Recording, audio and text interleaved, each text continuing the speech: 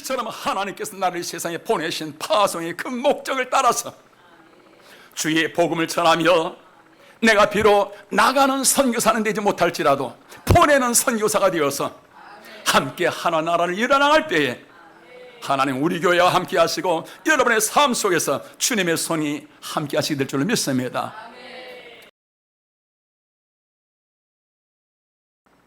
오늘은 선교주의를 맞이하여서 세계 선교의 중심 교회인 안디옥 교회에 관한 말씀을 전하고자 합니다.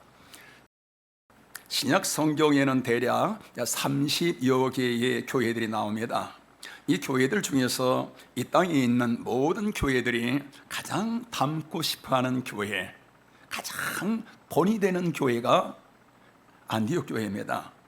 그래서 우리나라에 안디옥 교회라는 이름을 가진 교회가 150개 정도가 되어져요.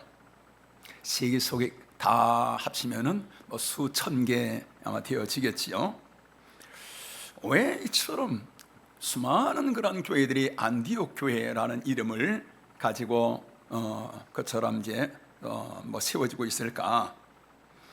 그것은 이 안디옥 교회가 모든 교회의 가장 모범적인 교회, 가장 본이 되는 교회가 되기 때문에 그처럼 안디옥 교회라는 이름을 가지고 세워지고 있습니다. 이 안디옥 교회가 어디에 있는가 하면은 우리 사진 한번 보실까요? 이제 지중해에서 밑에 이스라엘 예루살렘 보이죠? 저 위로 올라가면 안디옥이라고 있습니다. 시리아 나라예요.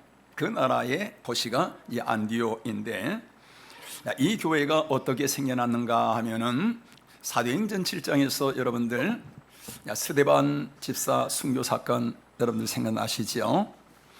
스데반 집사의 순교 사건으로 인해서 예루살렘에 있는 예수 믿는 사람들이 많은 사람들이 이민을 갑니다. 신앙의 자유를 찾아서. 그래서 소아시아 이곳저곳으로 가지요.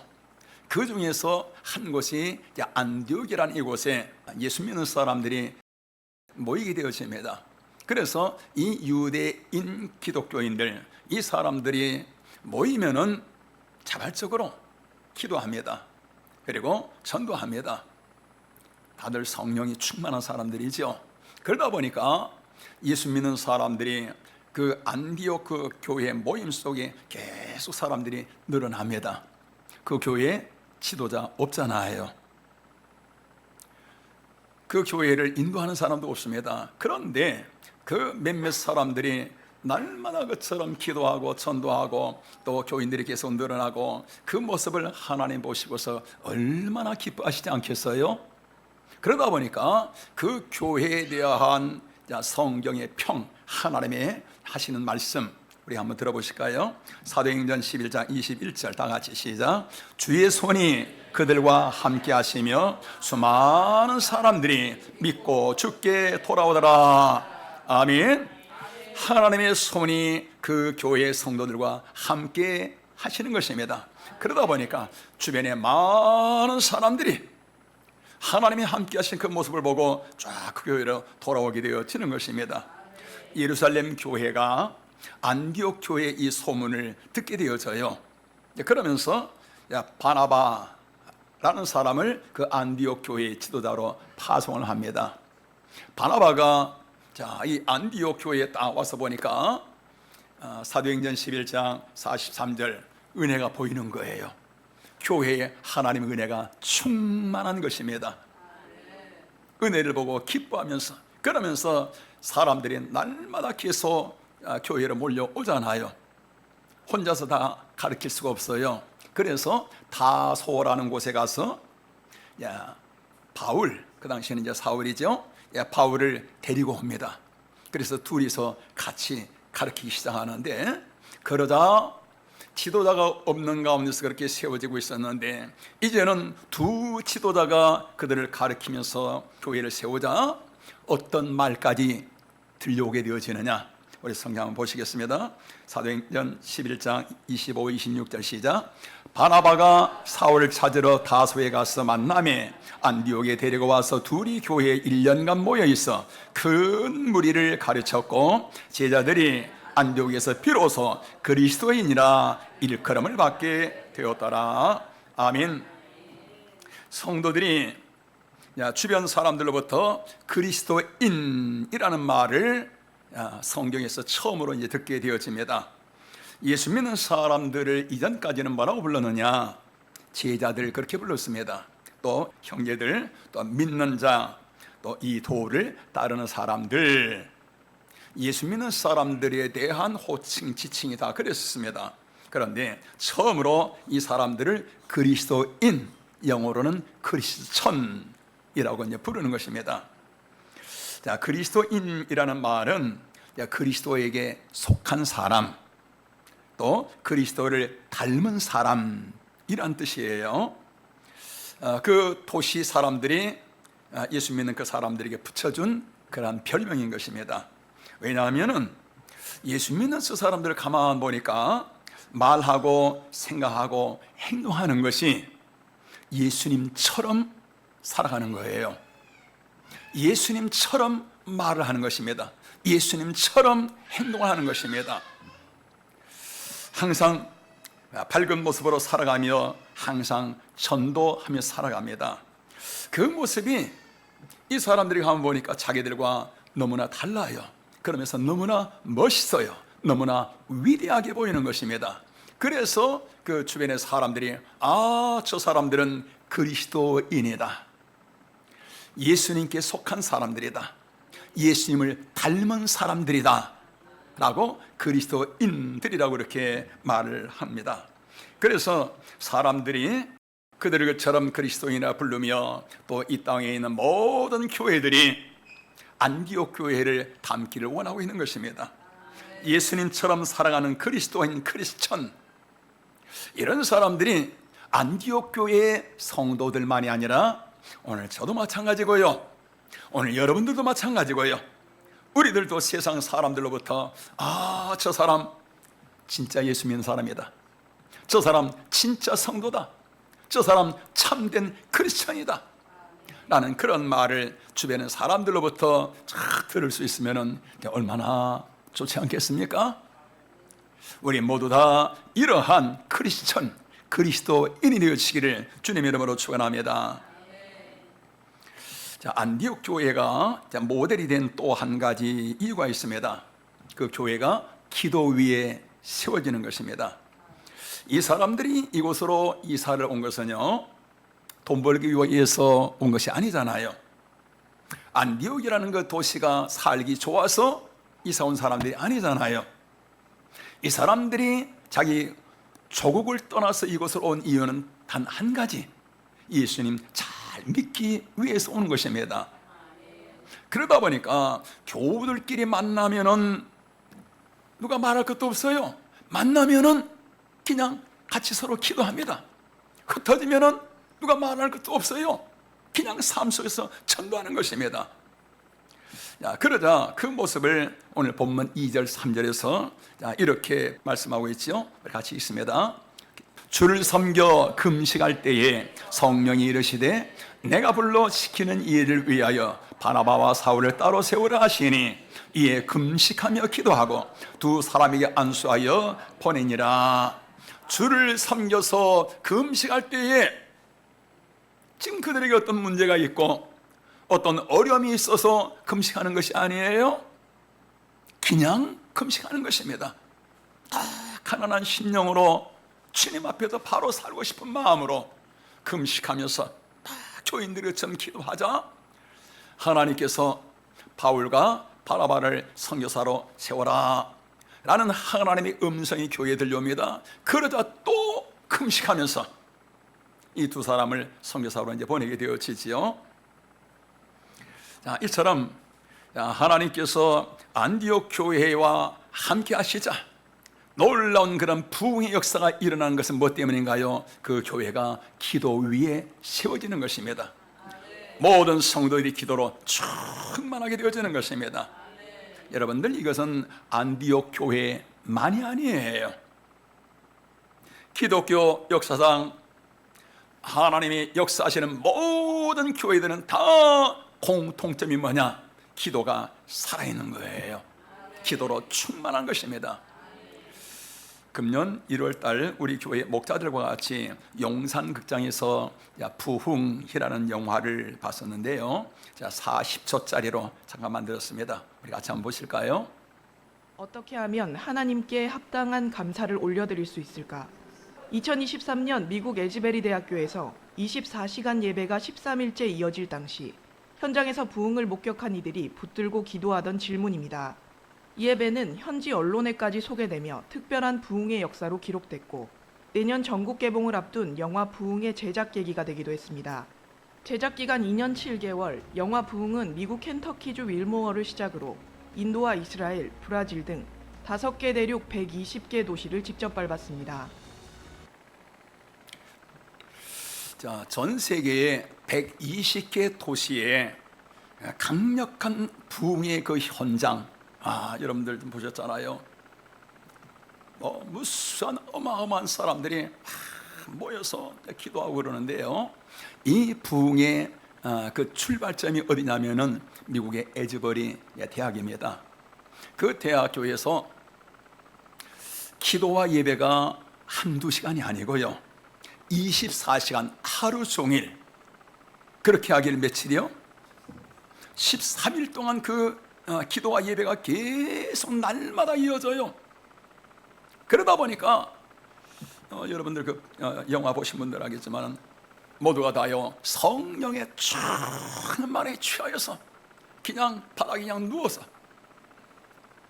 강력한 성령의 기름 부으심, 놀라운 부흥의 역사가 일어나죠. 오늘 성도 여러분들은 부흥이라는 그 개념을 어떻게 생각하시는가요? 사람들이 많아지는 거? 여러분, 부흥은 그게 아닙니다. 예수님 계실 때에 그곳에 수만 명의 사람들이 몰려옵니다. 그걸 부흥이라고 말하지 않습니다.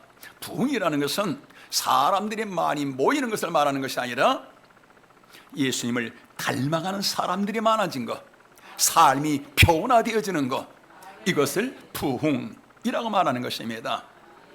자, 에즈버리 그 대학교에서 그 사람들이 성령의 기름 부심으로 인해서 삶이 완전히 거듭나게 되어집니다. 그러면서 그 도시가 변화되어지고요, 변화의 물결이 미국을 넘어서 세계로 흘러가게 되어지는 것입니다. 자, 이러한 기도와 비교할 수는 없지만은, 요즘 우리 교회도 수요 예배와 새벽 기도에 많은 성도들이 함께하고 있습니다. 작년까지만 해도 수요 예배의 예배 인원이 한 15명 정도였었는데요. 지금은 이제 20명이 넘습니다. 새벽마다 20명 가까운 성도들이 날마다 기도하고 있습니다.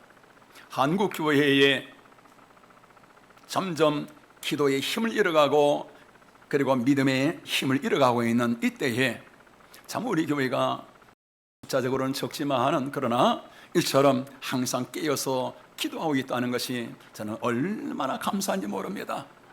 그렇기 때문에 저는 새벽 기도의 말씀을 여러분들 보통 준비하는 게 아니에요. 힘을 다해서 새벽에 한 15분 전하는 그 20분 전하는 말씀에 온 에너지를 다 쏟습니다. 수요예배도 마찬가지고요. 그런데 수요예배, 새벽예배에 함께하지 못하는 그러한 우리 성도들이 있어서 안타까운 거예요. 함께 예배하고 함께 기도하면은 영혼이 살아나고 하나님의 생명이 내 안에서 약동하게 되어지고 항상 하나님의 은혜 가운데 나아가면서 믿음의 힘이 있게 되어질 텐데, 이 은혜의 현장, 함께하지 못하는 그런 성도들 생각할 때마다 항상 마음이 안타깝지요. 목사의 이러한 안타까움보다 하나님의 마음의 아픔은 아마 훨씬 더 클 것이라고 생각이 되어집니다. 오늘 우리 성도 여러분들, 수요 예배에 참여하지 못하는 우리 성도 여러분들, 또 우리 청년들, 이번 주부터 꼭 함께 하시기를 바랍니다. 부탁을 드려요. 수요 예배에 참여하지 않은 우리 청년들, 그런 우리 교인들 어떻게 해야 될까? 내가 가서 무릎이라도 꿇을까? 이런 생각까지도 해봅니다. 우리 성도 여러분들, 우리 수요 예배 다 함께 하시길 바랍니다. 기도는 내가 사는 생명줄인 거예요. 기도가 없다라는 것은 내 영혼이 죽은 거나 다름이 없는 것입니다. 하나님과 교통이 없는데 여러분들, 내 영혼이 살아 움직일 수가 있겠어요? 내 영혼이 혼수 상태에 빠지는 것입니다. 하나님에 대해서 감각이 없는 거예요. 하나님의 손길을 기대할 수가 없는 것입니다. 이번 주부터 우리 함께하지 못하신 분들, 우리 수요 예배 다 함께하시길 원하시면 아멘. 할렐루야. 여러분은 함께 하셔야 돼요. 이 길이 내가 사는 생명의 길인 것입니다. 내 영혼이 잘 되는 길이고요. 자, 이 안디옥 교회가 또한 모델이 되어진 그 두 번째 이유가 뭐냐? 성도들이 다 선교사가 되어진 거예요. 우리 성경 다시 한번 보시겠습니다. 2절 3절 말씀 시작. 주를 섬겨 금식할 때에 성령이 이르시되 내가 불러 시키는 이 일을 위하여 바나바와 사울을 따로 세우라 하시니 이에 금식하며 기도하고 두 사람에게 안수하여 보내니라. 아멘. 자, 성령께서 바울과 바나바 두 사람에게 안수하여서 선교사로 보내라라고 하나님이 말씀하십니다. 자, 그리하여 모든 성도들이 두 지도자에게 안수하여서 그래서 선교사로 보냅니다. 자, 선교사로 나가서 1차 전도 여행을 하고 와서 본교회에 와서 다시 선교 보고를 합니다.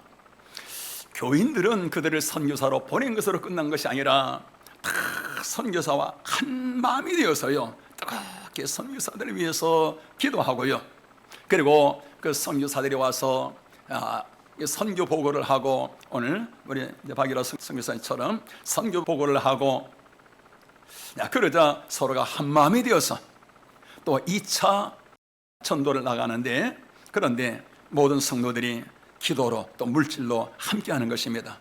그렇게 또 갔다 와서 3차 선교 여행을 또 나가고 그러지요. 자, 안디옥 교회에는 두 선교사만 가서 복음 전하는 것이 아닙니다. 바울과 바나바는 나가는 선교사, 그리고 교인들은 보내는 선교사가 되어져서 온 교회들이 서로 간에 하나가 되어진 거예요. 그래서 이 안디옥 교회를 통해서 소아시아가 복음화 되어지고, 그리고 로마와 유럽이 이 복음 위에 세워지게 되어지는 것입니다.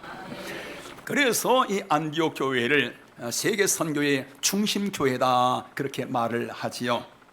여러분들, 하나님의 나라는 선교사들을 통해서 이루어집니다. 우리나라도 그렇지요. 영국의 웨일즈에서 태어난 토마스라는 사람이 우리나라의 복음을 전하기 위해서 한국말을 공부합니다. 그리고 성경을 한국어로 이제 번역을 해서, 그래서 배를 타고 우리나라 1866년에 대동강으로 옵니다. 근데 그 당시 이제 대원군의 세국 정책 시대잖아요. 서양 문물을 받아들이지 않는 것입니다. 서양 배가 오자 그 배에 불 질러버리는 거예요. 그러자 이 토마스 선교사가 그 성경을 이 물이 들어가지 않도록 싸서 들고 가슴에 품고, 그리고 헤엄쳐서서 그 살벌한 분위기 속에 해안으로 올라옵니다. 그래서 사람들에게 예수 믿으세요, 예수 믿으세요 라고 전하자, 박춘건이라는 그러한 청년, 그 당시 이제 군인이에요. 이 청년이 칼로 내리칩니다. 그러자 피투성이가 되어서 쓰러지면서 그 박충건에게 성경을 전하고 그 자리에서 쓰러져요. 자, 이 박충건이라는 이 청년이 과연 이 성경이 무엇이길래 저처럼 죽어가면서까지 내게 성경을 전할까? 처음에는 관심이 없었지만은 집에 가서 뒤에 성경을 읽기 시작합니다. 그러면서 예수님을 만나게 되어져요. 은혜를 받습니다. 전도하기 시작하는 거예요. 자기 동네 주변의 사람들 한 사람 두 사람 자기 집에 모여듭니다. 그들에게 성경을 읽어줍니다. 그러면서 그 집이 그 유명한 평양의 산정현 교회가 되어지는 것입니다. 그 교회에 주기철 목사님, 길선주 목사님, 조만식 장로 같은 분들이 그 교회를 세워나갑니다. 그러면서 1907년 평양 대부흥 운동이 그 교회를 통해서 일어나면서 우리나라의 복음의 불길이 팍 전파되어져 나갑니다. 토마스 선교사가 한국 땅에 순교의 피를 뿌리자 우리나라가 이처럼 복음 위에 세워지면서 오늘 우리도 이처럼 하나님의 은혜 안에서 살아가게 되어진 것입니다. 하나님이 놀라운 은혜, 우리에게 복음을 준 그 선교사들의 그 은혜에 감사해서 지금 우리나라에서 22,000명의 선교사들이 세계 171개 국가에 나가서 생명을 돌아보지 아니하며 복음을 전하고 있습니다. 오늘 우리 박일호 선교사는 간증하셨는데 나는 이런 선교사들을 보면은 정말 존경스러워요. 선교사의 길은 일반 목회자들과 다릅니다. 많은 수고와 희생이 따르게 되어지지요. 우선 언어 문제를 극복해야 합니다. 우리 선교사님은 영어로 이제 복음 전하고 그들과 대화하시고 그러시는데요. 문화적인 이질감도 극복해야 하지요. 본국에 두고 온 부모님과 가족들에 대한 그리움과 고국에 대한 향수도 극복을 해야 합니다. 후원자의 사정에 따라서 생활비와 이 사역비가 부족해질 수도 있습니다. 자녀 교육 문제, 이것도 큰 걸림돌이지요. 우리나라와 같은 그러한 교육 여건에서 교육을 시킬 수가 없잖아요. 그래서 몇 년간 선교하다가 돌아오게 되어지면 자녀들이 한참 뒤떨어져요. 적응을 제대로 못합니다. 선교지는 대부분 후진 국가이기 때문에 의료시설 또 의료 수준이 아주 열악합니다. 한참 낮지요. 그러다 보니까 많은 선교사들이요 풍토병에 걸리기도 합니다. 테러와 범죄에 항상 노출되어 있습니다. 부모님의 임종과 가족의 결혼식이나 장례식에도 참석하지 못하는 경우들이 있게 되어집니다. 이러한 모든 희생을 한마디로 말하면 떠남인 것입니다. 익숙한 언어를 떠나는 거예요. 편안한 생활을 떠나게 되어집니다. 가족을 떠나게 되어지죠. 조국을 떠나게 되어집니다. 그러면서 자신의 꿈도 내려놓고 심지어 자신의 생명까지도 내려놓게 되어집니다. 바울과 바나바의 삶이 지금 이러한 삶인 것입니다.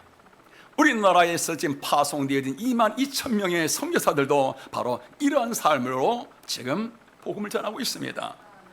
아프리카나 회계권에서 복음 전하고 있는 선교사들의 얘기를 들어보면은 참으로 눈물겹지요. 어느 아프리카 선교사가 와서 보고를 하는데요. 우리 기독교 세계 선교회 모였을 때요. 밤에 잠을 자는데 뱀이 침대에 기어 오르는 거예요. 이런 생활인 것입니다. 그런 게 비하면은 나는 편안한 가운데 목회하고 있는 것이 때로는 죄송스럽게 생각되어지기도 합니다. 하나님이 안디옥 교회를 그처럼 기뻐하시며 하나님이 그들과 함께 하셨던 것은 무엇 때문인가? 바로 모든 성도들이 이러한 선교사와 한 마음이 되어서 함께 선교하는 교회가 되다 보니까 하나님이 그들과 함께 하시면서 그 교회를 통하여 온 세계를 이처럼 복음 위에 세워가게 되어지는 것입니다.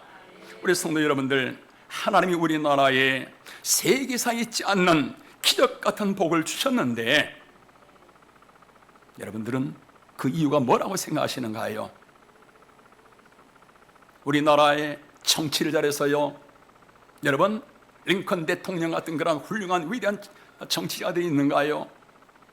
우리나라 자연 조건, 그런 자연 환경이 좋은가요? 지하자원이 있는가요? 남북이 서로 막혀 있고 섬 아닌 섬 같은 그러한 여건 속에서 이러한 이 환경에서 어찌하여 하나님께서 우리나라에게 이와 같은 은혜와 복을 부으실까? 세계에 유례 없는 그러한 우리나라 역사가 되어질까? 여러분들 어떻게 생각하시는지요?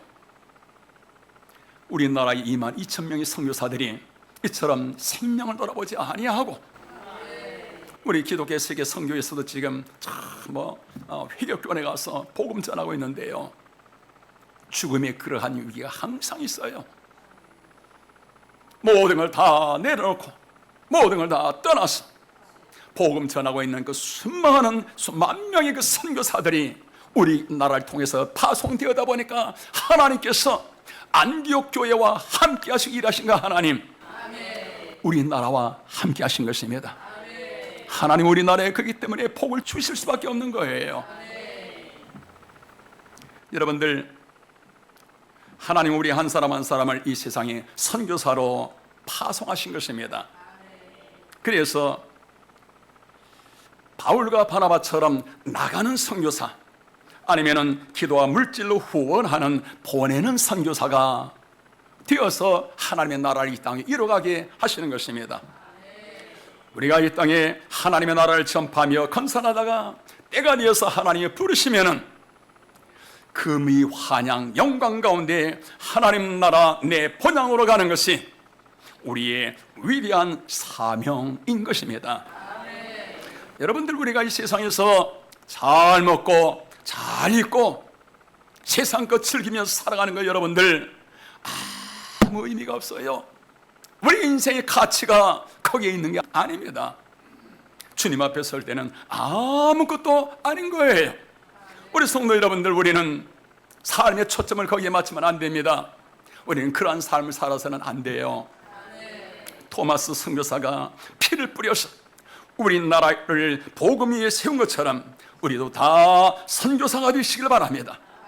성령께서 감동하시면은 우리 박유라 선교사처럼 나가는 선교사가 되든지 아니면은 보내는 선교사가 되어져서 하나님의 나라를 잘 이뤄나가는 영광스러운 하나님의 사람, 믿음의 길로 가는 오늘 우리 모두 되시기를 주님의 이름으로 축원합니다. 그리할 때에 하나님께서 안디옥 교회를 기뻐하시며 그 성도들과 삶 속에 주님의 손이 함께 하셨던 것처럼, 이처럼 하나님께서 나를 이 세상에 보내신 파송의 그 목적을 따라서 주의 복음을 전하며 내가 비록 나가는 선교사는 되지 못할지라도 보내는 선교사가 되어서 함께 하나 나라를 일어나갈 때에 하나님 우리 교회와 함께 하시고 여러분의 삶 속에서 주님의 손이 함께 하시게 될 줄로 믿습니다. 할렐루야. 자, 그 영광의 모습을 우리 바라보시면서 우리 같이 한번 찬양하시겠습니다. 비바람이 앞길을 막아도 나는 가리.